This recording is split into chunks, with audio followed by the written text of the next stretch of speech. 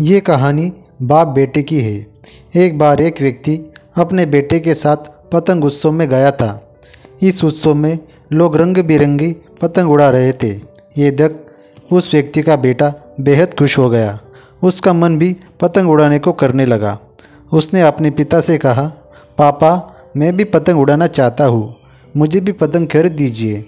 बेटे की इच्छा जान उसका पिता दुकान में गया और पतंग और डोरी खरीद लाया।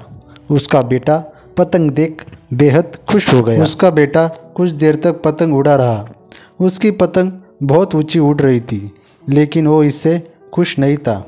वो चाहता था कि उसकी पतंग और ऊंची उड़े। उसने अपने पिता से कहा, पापा ऐसा लग रहा है कि इस डोर की वजह से पतंग ज़्यादा ऊंची नहीं उड़ पा रही है। अगर मैं इसकी डोर काट दूं तो ये पतंग आज़ाद होकर और ऊंची उड़ने लगेगी। बच्चे ने अपने पिता से जिद की कि वो उसकी पतंग की डोर काट दे। पिता ने उसकी बात मानी और पतंग की डोर काट दी। डोर काटते ही पतंग और ऊंची उड़ने लगी। ये देख बच्चा बेहद खुश हुआ। लेकिन कुछ देर तक तो पतंग ऊंची उड़ी, लेकिन फिर वो एक मकान की छत पर जा गिरी।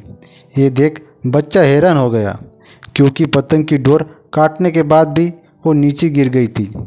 उसने अपने पिता से पूछा, पापा ये क्या हुआ, पतंग नीचे क्यों गिर गई? इसे तो आसमान में और ऊंचा जाना था। तब उसके पिता ने उसे समझाया कि अगर तुम्हें यह लग रहा था कि डोर पतंग को ऊंचा उड़ने से रोक रही थी, तो ऐसा नहीं था। डोर पतंग का सहारा दे रही थी। हवा की गति अनुसार डोर खींचकर या उसे ढील देकर पतंग को ऊंचा उड़ने में मदद मिल रही थी।